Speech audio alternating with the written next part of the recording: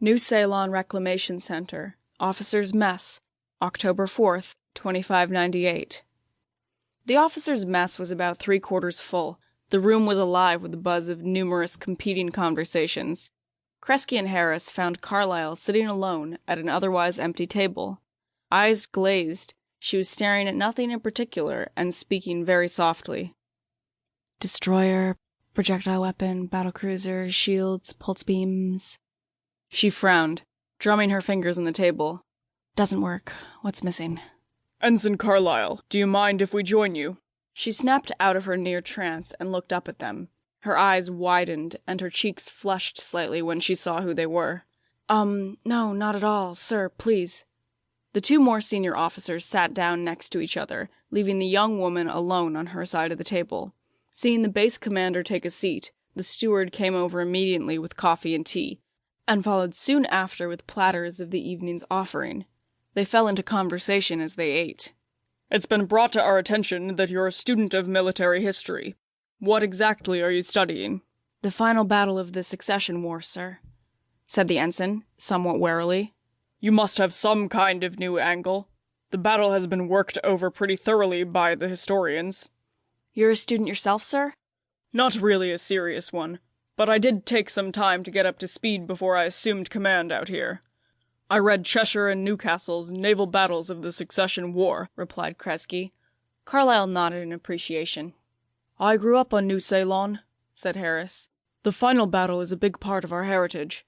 Every school kid gets a thorough education on it out here. Tales about the military, ships, battles. The subject fascinated me then, and I still can't seem to get enough. It's probably the reason I got into the Navy in the first place. If you've got something new, I'm all ears.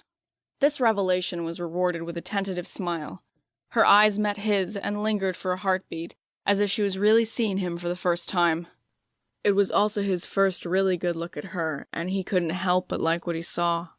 Short brown hair in a flattering but not fussy style, perfect skin, a small mouth with full lips, a small, slightly upturned nose, and large, beautiful eyes that were remarkable sea-green color. The clan tattoo that swept across her left cheek and tapered off a couple of centimeters before it reached her ear had been executed entirely in black ink and looked, if anything, like some kind of ancient symbol of Old Earth Celtic or possibly Egyptian origin. Harris concluded that she was, in fact, very good-looking.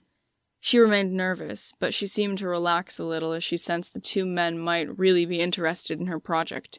She had already displayed some odd characteristics, so Harris wasn't sure what to expect, but when she engaged them in conversation, she came across as pretty normal, except maybe for the fact that she was really, really smart. That, and she had a tendency to start sentences with disjointed words. References, archives. Yeah, it has been pretty thoroughly worked over. I've collected more than 400 references on the battlecruiser engagement alone. So what's your angle? Arthur, Jansen, controversy. She began haltingly and then continued more smoothly. Probably the most misunderstood maneuver in the entire campaign.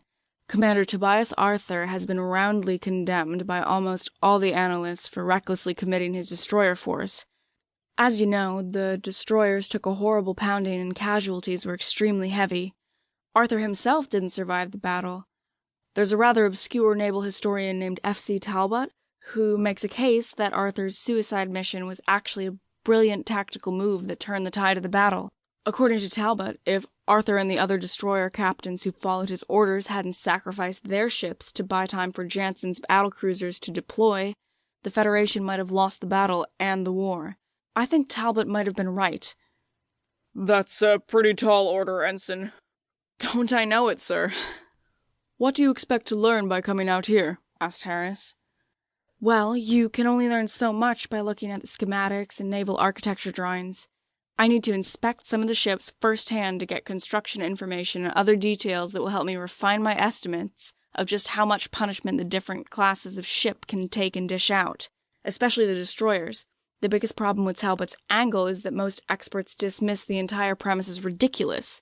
The Orion-class destroyers couldn't have stopped the Succession battlecruisers because their outmoded projectile weapons couldn't deal enough damage. To keep listening to this audiobook, I've left you a link in the description so you can do it, at no cost thanks to Audible's 30-day free trial.